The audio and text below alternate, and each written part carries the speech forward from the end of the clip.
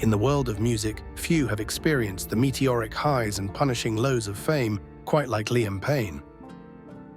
A singer, much loved by the public, died just this year, only 31, leaving fans and the world in disbelief. But behind his death lies a bigger story. I flew to New York just to see you. So. Oh, thank you. Yeah, it's awesome. Thank you. You need a ride or anything? Yeah. Music, modelling, doing everything. Do you ever get a minute to yourself? Well, I'm seeing somebody, so... But that's not really gossip now anymore, I don't think. Any plans for the holidays? Yeah, I'm going to spend it with my son. Oh, you are? Awesome. Awesome. Good dad. I think anybody in the public limelight is a celebrity, is at risk of being able to get access to drugs. You know, they wanted fame and fortune and all those things, and they really got it. The outcome could be different if it was handled differently. I just thought, where is the care for these young people who come to fame at such an early age? And that's the part that makes me really worried and concerned for others as well, that might be putting on a brave face but really needs to ask for help. It's between being sad, being relieved that he isn't suffering anymore. And it's not what you think it actually is. It's a very frightening place to be and isolating. You're the busiest guy ever. Daddy Cool, what I call you. There we go, that's nice. No, amazing. I mean, it's so great to be back in London with this, and obviously this is the arena where One Direction was made, so it holds very, very special memories for me. Liam Payne had dreams bigger than most, but even he couldn't imagine just how far those dreams would take him. Any wishes for the New Year's? Happiness. Happiness. Perfect. That's what I thought.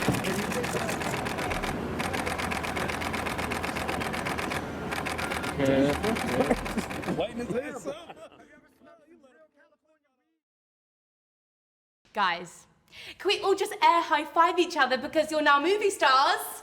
Get it? Yes, you did it.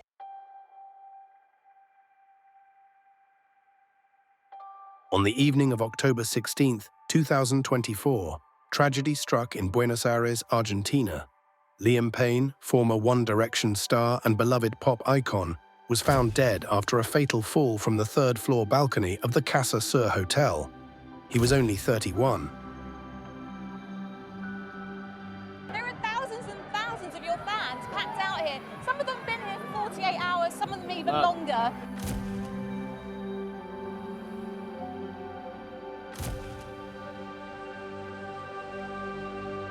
I think worldwide we all feel exactly the same. It's truly heartbreaking. I met Liam a handful of times and he was always such a sweet boy. Just very enthusiastic, amazing voice, very handsome lad. It's just even thinking about it now, it's heartbreaking, and none of us can still quite believe it, to be honest. I was heartbroken. He was a young lad from the same town as me. He walked the same streets as me. You know, I knew the school he went to, people he kind of hung around with. I thought of his parents, Jeff, Karen, his sisters. Still can't believe it, really. I mean, honestly, yeah. Still can't believe it. Like everyone, you know, we had the honour of working with him over the years, and yeah, it was such a shock. So sad. You know, I think everyone's still trying to come to terms with it, really. As investigators delved into the circumstances surrounding his fall, disturbing details began to emerge. A toxicology report revealed the presence of multiple substances in Payne's system at the time of his death. Among the drugs detected, pink cocaine was found, a potent and dangerous mix of methamphetamine, ketamine, MDMA, and other chemicals. Cocaine and benzodiazepines were also found, indicating the severity of the substance. Just tell us what you saw yesterday. So we're here with a couple of other guests in the hotel, and we were in the lobby just waiting for some people to arrive, and that's when we had multiple encounters with Liam. multiple times, had come down to the lobby, was causing a disturbance, kept being escorted back up to his room. There was an incident where he was very frustrated and was smashing his laptop in the lobby. And then the final time he came back down, he actually passed out in the lobby of the hotel, looked like convulsing a little bit, and had to be physically like taken back up to his room. And that was about 5 minutes before the eventual incident that happened. So, did you hear him fall? Did you see him fall? Yeah, so I was in my hotel room, 2 floors below and directly below, and saw the body fall through, looking out the window, saw the body fall, and obviously heard the aftermath and could see his body on the ground afterwards. This is the view from Brett's first floor balcony onto the courtyard below where he saw Liam's body.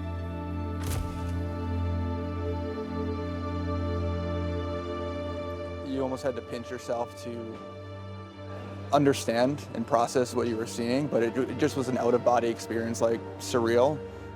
Doug Jones is a friend of Brett's, attending his wedding. There was a lot of noise throughout the day, starting like middle of the day, a lot of shouting, yelling. He was staying in a room next to Liam Payne's suite. Probably between 3 and 4, I heard the door slamming a lot, and it got really bad. Like there must have been people coming and going or whatever. And then lastly, a really, really loud yell, probably somewhere between 4:45 and 5 o'clock on Tuesday. And I was actually getting ready to meet a friend down in the lobby at 5:30, and that's when I came down and I heard all the sirens.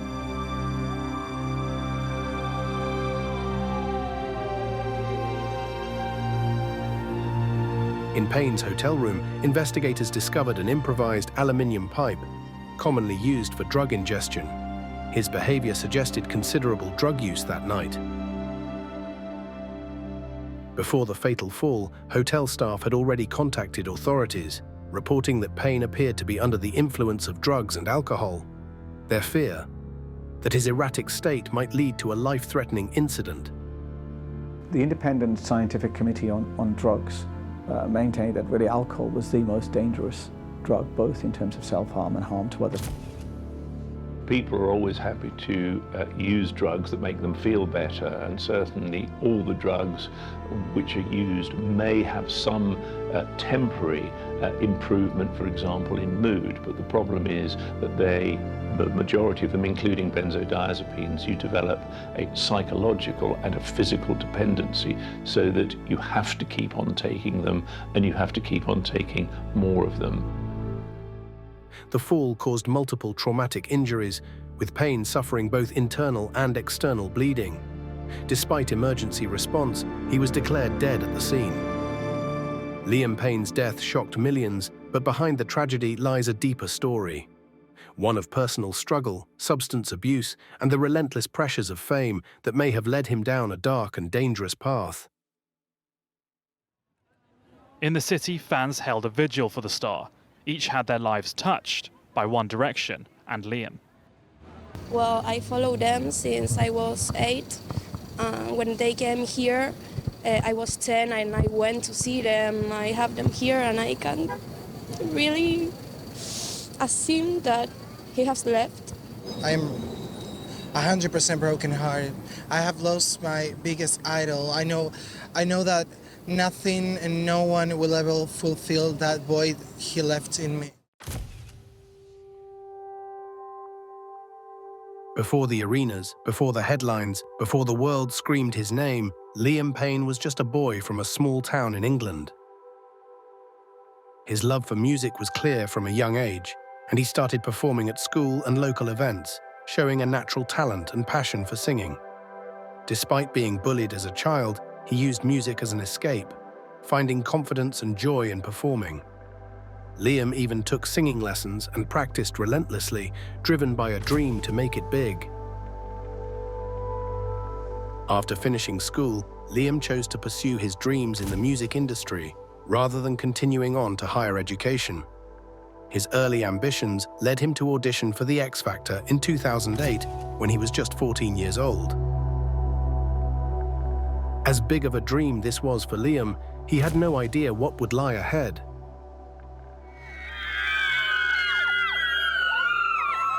They've come from every corner of the capital and beyond, all heading in one direction, Leicester Square. Really excited. Really excited. No, I just hyperventilate. I will hyperventilate. No, I'll try my number at him. Here's my number. Though his talent was undeniable, Judge Simon Cowell felt he wasn't quite ready, sending him home with advice to return in a few years. Undeterred, he spent the next 2 years honing his craft, training his voice, and performing wherever he could. Liam's life changed forever at just 16 years old, performing Cry Me a River by Justin Timberlake, a song that showcased his vocal range and passion for music. While most teenagers are still discovering who they are, Liam was thrust into the global spotlight, facing the intense pressures of fame almost overnight.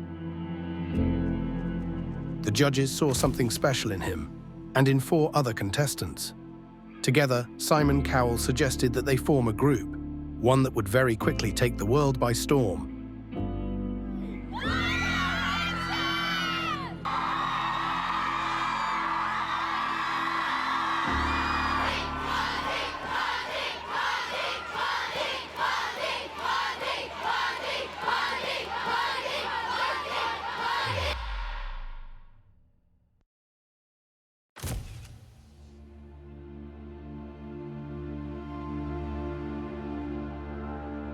Liam Payne's career, like many young pop stars, could be seen as a case of someone caught in the demanding and often unforgiving pop music machine.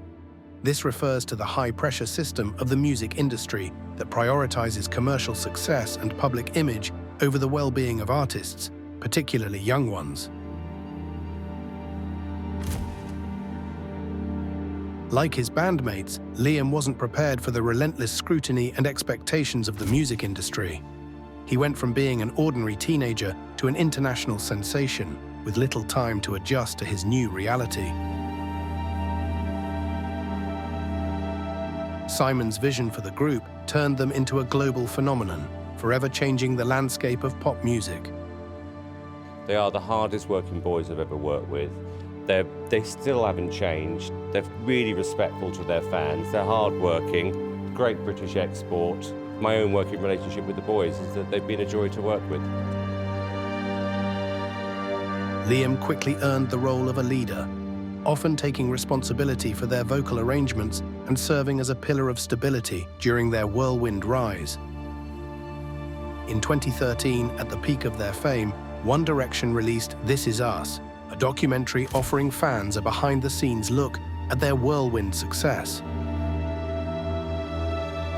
Hi, there was a really good part of the film where you all went your separate ways to get some time off. Oh, do you remember that? Do you look forward to having time apart? And who do you miss the most when you are away from each other? Well, we've just come back to work today after having a bit of time off, and it's so funny, like the first time we walk into a room, the loudest person in the room is always Louis. He's always got some sort of story to tell, so that's quite fun. First thing I got up to this morning was, oi, oi, from Louis. So, no, we definitely miss each other on time off, and I mean, we spend a lot of time each other on our time off as well, if the occasion arises. And also, probably the only con about what we do is that we don't get to go home often, so it's kind of nice that we do get little bits of time to go home, and yeah, we actually do spend quite a bit of time with each other during our time off as well. But yeah, going home is a good thing. It's but nice. You're always looking forward to coming back, to be fair, because You go home for a I've few always days. got a story to tell anyway, but obviously Don't tell I'll him have to that tone one. that down from now on. He didn't mean that. What's that like for you to have such a huge following? Them seeing you has, created that sort of hysteria, and they just want to run after you. And the main thing about our fans is that they massively made our band. I mean, with like social media and that these days, and the amount of time that they spend tweeting about us and spreading the word, that's how we got to go to other countries and make things happen for us over there. So I think that's the most important part about this film, is just to show that the fans are the people who put us where we are. Do you feel the pressure and responsibility as well? Less pressure, responsibility for sure. I think 100%. It's important that you don't. I think it's important that you realise who your audience is, and a lot of girls that see us as, a lot of younger people see us like role models, And you know, that's a responsibility to have, and hopefully we're doing it justice, I guess.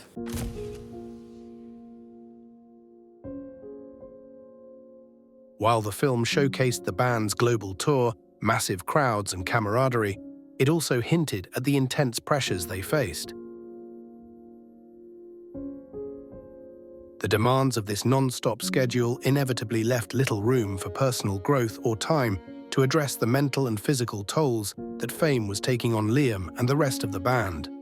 At just 20 years old, he was grappling with the emotional toll of constant fame, often expressing in interviews how much he missed his family and struggled with the fast pace of life on the road. As the pressure mounted, so did the personal struggles.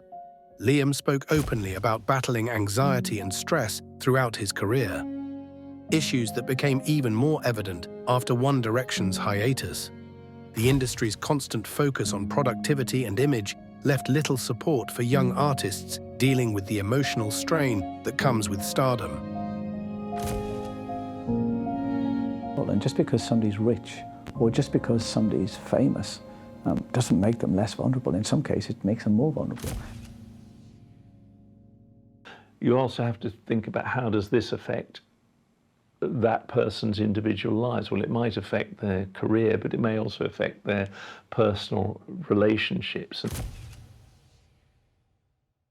From 2011 to 2015, One Direction operated at a breakneck pace, releasing 5 albums in 5 years, while embarking on grueling world tours.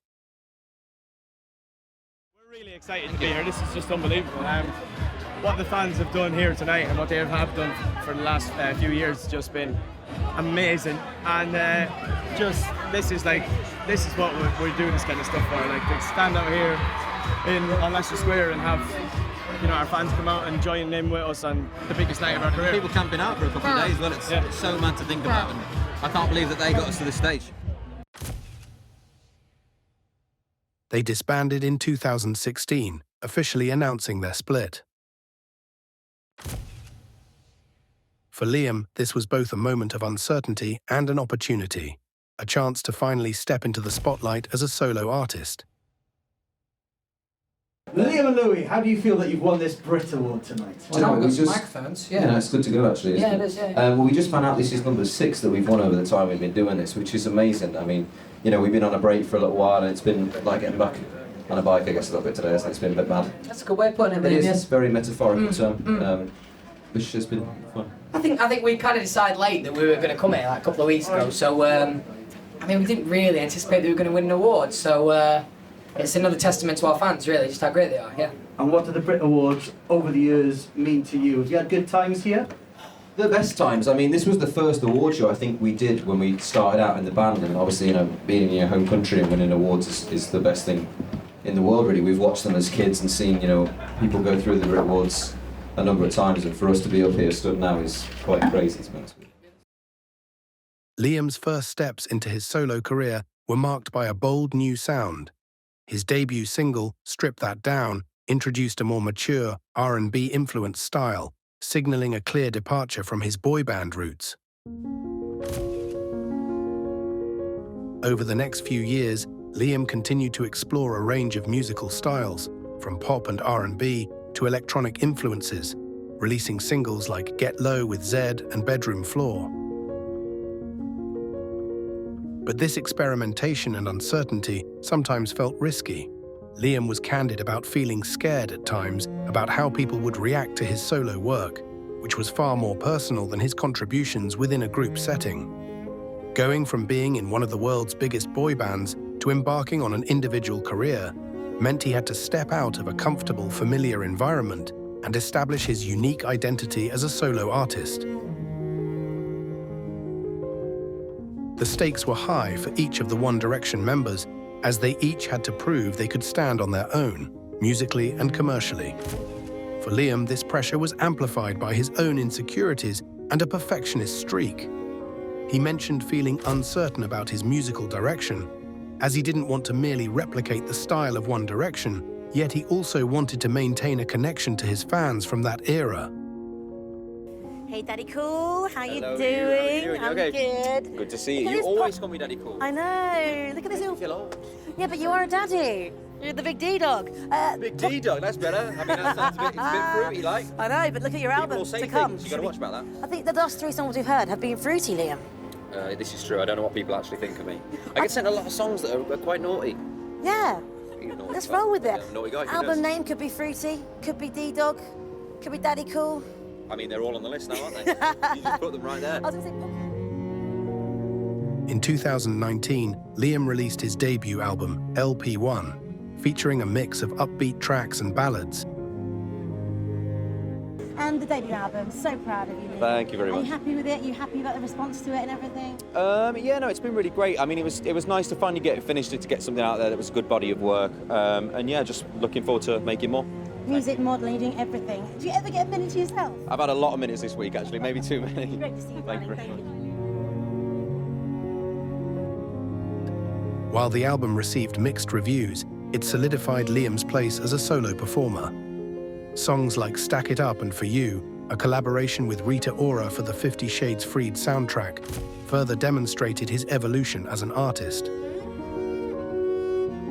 His collaborations with prominent artists signaled his intent to redefine himself in the pop music landscape. I'm happy to be kicking off this year with For You, obviously that album Rita. I think it's a really great start to the year. And I know the songs that I've got in the bag. Album's kind of waiting a little bit now while I just get myself in order with these singles that I like, and then we'll be bringing it back. I'm so happy to be out performing again. Obviously it's been a little minute. My new single just came out, so I'm really excited about that. And obviously there's lots going on around that at the moment. Yeah, it's just great to be here. The transition to solo life was not only a career change for him, but also a deeply emotional shift. Liam missed the support system the band provided. He once described how, when they were together, each of the members could rely on each other to share the burdens of fame and responsibility. That all changed when they started working solo, and he found himself facing the pressures alone. There was also an element of loneliness that crept in, especially as he was used to being on tour and traveling constantly with his bandmates for nearly 5 years. Liam has also mentioned how One Direction was like a machine that kept them busy and focused, but when it stopped, he felt a bit lost. He needed to find his footing, not only as an artist, but also as an individual, and that transition wasn't easy. He dealt with some personal challenges, including mental health struggles, during this period, and he has said that being thrust into solo work without that built-in support network was both freeing and frightening. Of course I miss the guys. I mean, but it's a very different experience. You know, you get your own choice in the music sort of stuff. You haven't got to run it by 4 other people. The timing's different. Like, you know, people used to turn up very, very, very late. We were like, 5 rowdy teenagers. So, you know, timekeeping's a little bit easier. It runs a bit smoother. It's okay. Liam has spoken openly about the pressures of fame and how they took a toll on his mental health. After years in the spotlight, the weight of constant scrutiny and the demands of success pushed him to his breaking point.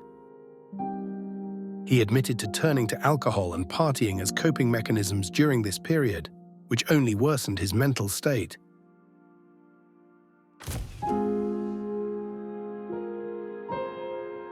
Finally making it as a solo artist is a really big thing, and I can't wait to see that video where they're like, doom, doom, doom, and they show you all the different things.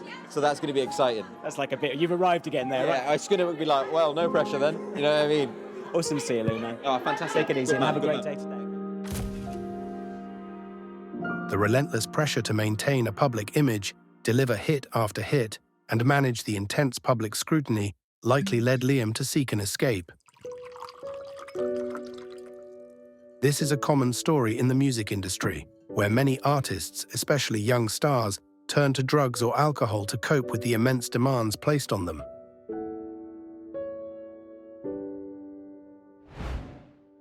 People can be dependent on them and become addicted to them, and that they can, either by their own initiative or with the support of others, they can stop using them. You're living a double life. You are one person, but the world believes you to be someone else. So who are you when you walk out of the door in the morning? You can't be you because you feel it's shameful to be an addict, or it's shameful to be using the substances that you're using. So you pretend to be someone else, but that just deepens the malaise. It deepens the mental health problems that lead to this issue in the first place. Liam turned to substances to cope with the immense pressure. He's openly discussed how the stresses of fame and the pop music machine contributed to his struggles with alcohol and substance abuse, particularly in the years after One Direction's hiatus. I was worried how far my rock bottom was going to be. Where's rock bottom for me? And you would never have seen it. I'm very good at hiding it. No one would have ever have seen it. But rock bottom, I mean, I don't even know if I hit it yet.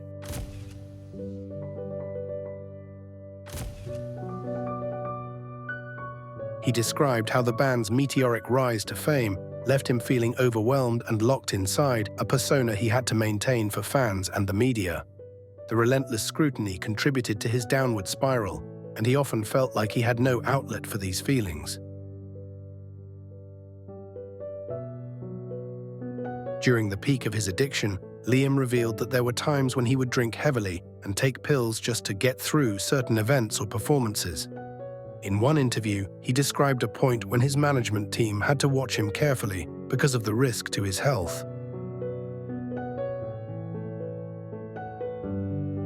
His story echoes the experiences of artists like Justin Bieber, who battled similar issues under intense public scrutiny, and Demi Lovato, who struggled with addiction and mental health challenges in the limelight. Even artists like Amy Winehouse faced the darker sides of fame, where substance use became a tragic escape. So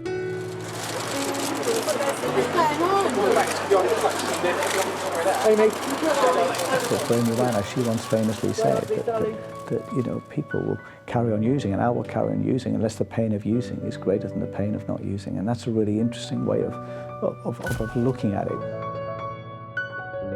And one thing that addicts can convince themselves is they can't create without the drug. They can't create with alcohol. They can't create without heroin. They can't create without cocaine. But of course they can. And what happens is the further down that route they go, the less likely it is they're going to be able to retreat from it, and the more likely it is that it will take their career and perhaps ultimately take their life. When as I do review deaths in many cases and look at the patterns of what happened before somebody came to their death, you often see critical points in people's lives where you think, if only at that point somebody had said something, or if only at that point somebody had advised him or her to do that, then you think, well, the whole outcome might have been completely different. Payne's story reveals the often hidden toll fame can take, shedding light on the cost of celebrity in a brutally honest way.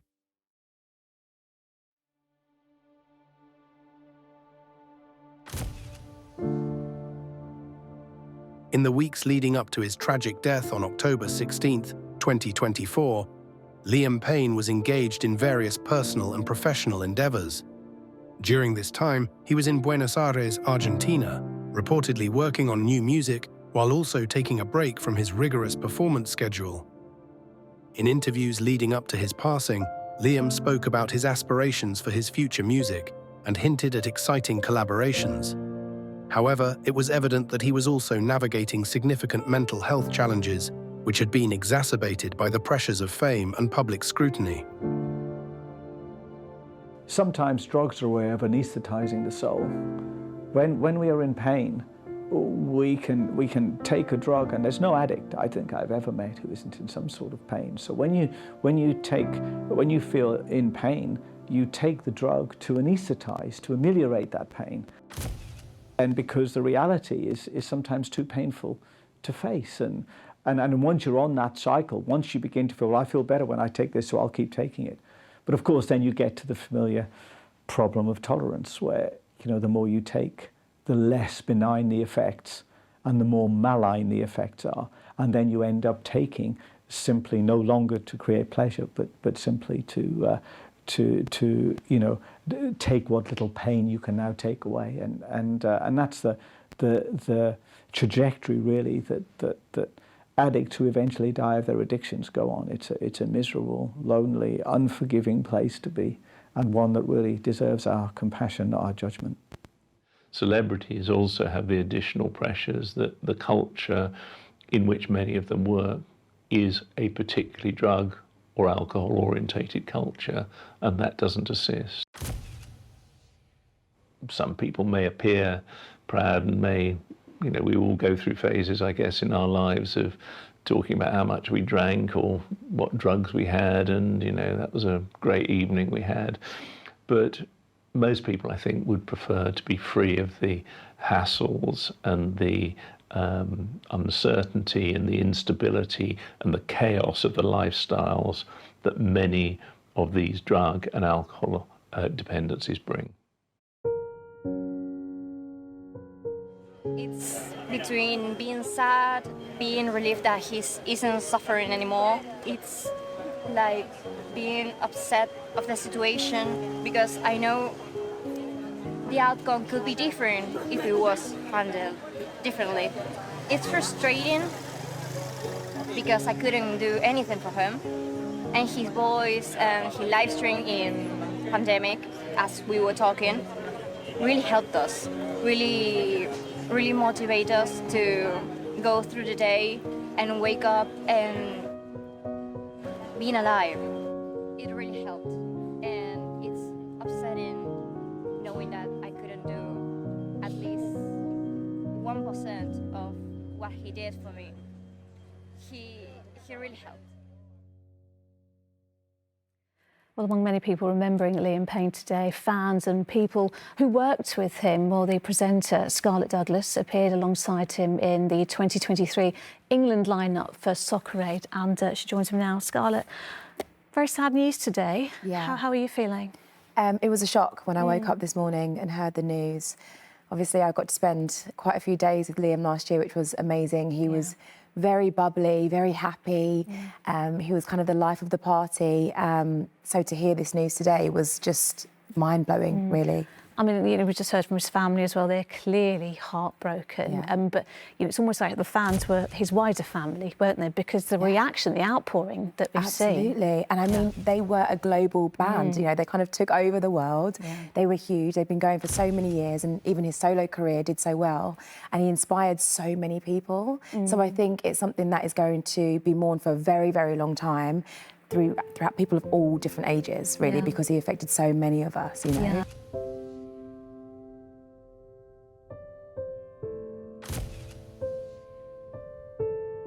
It's hard to describe how I'm feeling. It's like sadness, but it's sadness, and at the same time it's like quite hard to believe what's happening, what we're experiencing right now. You're never prepared to turn the TV on and find out that one of your idols is dead. That passed away, and it's hard, it's shocked. It's a mix of emotion that we really don't know how to process. That's the truth. It's better, it's comfortable now that we are all together, that all the directors are together, that we are a family, we always be, and we always were and we will always be.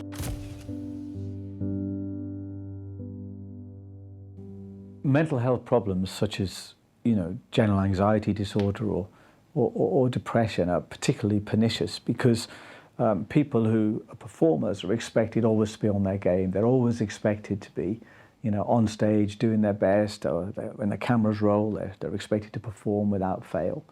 And often people who suffer, say, from depression, they'll lead this very awfully debilitating double life, where they're, you know, the star, the happy person, the capable, confident person in front of the cameras, and yet in their daily life, they either can't get to sleep, or they're too depressed to get out of bed, or they suffer from chronic anxiety. They have an extraordinarily low self-esteem. They don't believe they're worth anything. And then they go back and perform. But of course, what's performing is not the person they identify with. The person they identify with is the one that lives when the cameras shut down. And that's the person that needs protection. They carry on and we don't spot it. And they can be talking quite normally and looking as if they're completely happy, but underneath it they're already plotting maybe their own suicide.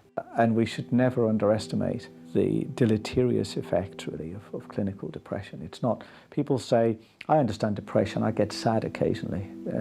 Everybody gets sad occasionally, but that's not what depression is. Depression is life-threatening. Depression is being so numb to the events in the world that you don't care whether you live or die. It's being so numb, not only can you not get out of bed in the morning, but you can't even love your own children. That's what depression is like. I just couldn't believe it. I mean, like, 31 is just very sad and devastating. And yeah, just shocking, really.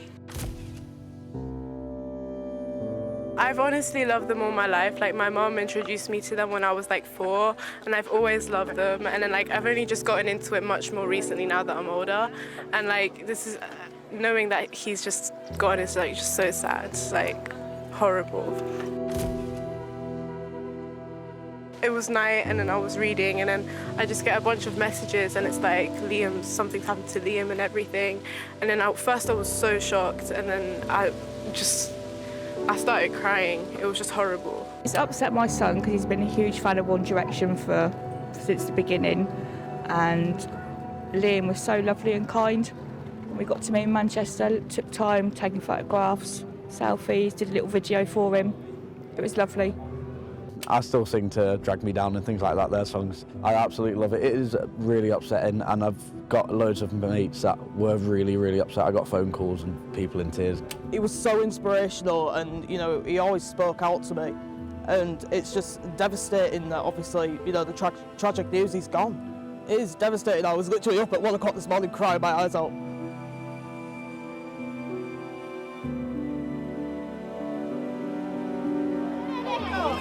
This must have been one of the most difficult days any parent could face.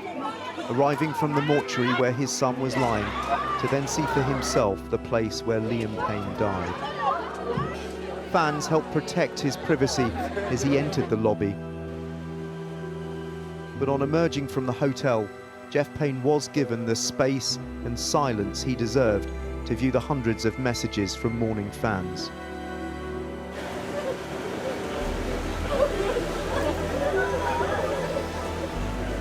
He stayed for nearly 10 minutes, taking time to read the cards and look at the photos.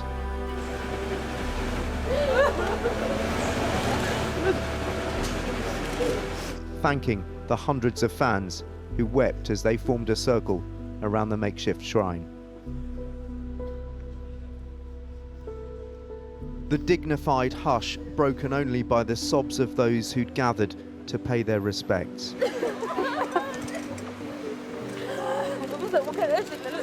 Many here had grown up listening to his music, had learnt English through his lyrics. They might not have ever met him, but he was still a key part of their childhood. Jeff Payne's visit here, although initially rather chaotic, did mean the world to these fans who've been holding vigil outside this hotel for days. We just try to make Liam's dad feel comfortable, that he can say a goodbye here in Argentina. He took the time to say thank you to every single each of us that are here paying our respects and giving him back the light he gave us with his music. Music which has been sung with a new poignancy by fans, whose vigil here is a sign of how much Liam Payne was loved and how much he'll be missed.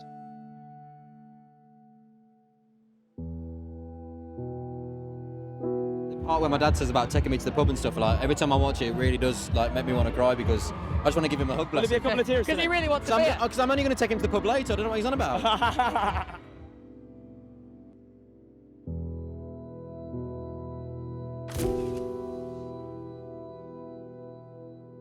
Liam Payne's struggles with substance abuse, anxiety, and the pressures of fame highlight the darker side of the pop music machine. Despite his success, the intense demands of the industry, combined with a lack of personal support and space to grow outside the public eye, likely contributed to the challenges he faced throughout his career. 10 years years ago, Yes. you were on the show as a solo artist. And the band was created in this building. In this building? In this very building. But you were a solo artist before that. Has Yes. it's always been the aim, right? Well, it's always been a dream. I wouldn't say it was always the aim. I mean, once One Direction started, that was just the passion, you know, and it was fantastic, and it still is. You know, it's coming back around at some point, I'm sure. Does it feel a bit weird that you kind of went solo, you went into a group and you went solo again? It's a bit of a full circle. Oh, it's all happening. It's all happening. But it's fantastic. I'm just so happy to be here. You know, being on a bill with someone like Eminem is incredible. I never thought in my whole career I would ever get to a stage where, you know, like someone I used to listen to in my bedroom as a kid, I'm now, you know, sharing a stage with. His story serves as a reminder of the human cost that often comes with early stardom and the relentless pressure to succeed in the commercialized world of pop music. Those were the happy, happy times. You know, they wanted fame and fortune and all those things, and they really got it. But maybe those were the special happy times, those X Factor days. You know what? It is the X Factor. You know, when we created the show, it was always about finding someone special, and these guys are the best ambassadors for what we do. They're very hardworking, smart, talented, but I never dreamt this would happen. If I knew, I'd do it again, right? You get lucky, you know, you find the right people, they're hardworking, they're focused, and that's why they've been so successful.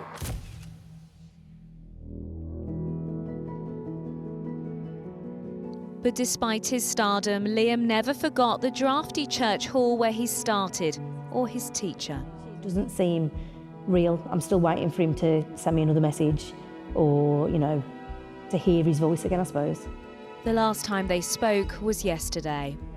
I said, where are you? Because he's always in LA or, you know, he flicks around from day to day, can be anywhere. And then he said, I'm in Argentina. And that's when I knew it was obviously true when I was watching it last night, because that's where the news came from. He was so nervous to go on, so I had to sort of like give him a bit of a kick on, you know, to get him on there. And the difference of him, you know, from even side stage to being on stage was immense. And then obviously his confidence just kept growing and growing until he became the star that he is today.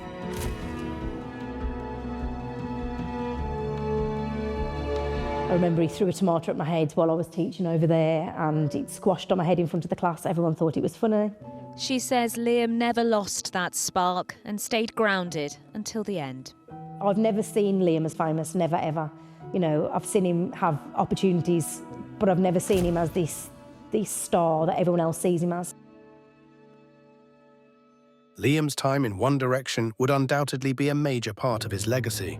The band revolutionized the boy band genre in the 2010s, breaking records, amassing a huge global fan base, and influencing a new generation of artists. It will reflect the joy and energy of his time in One Direction, his journey as a solo artist, and, perhaps most importantly, his courage in confronting the challenges that came with fame.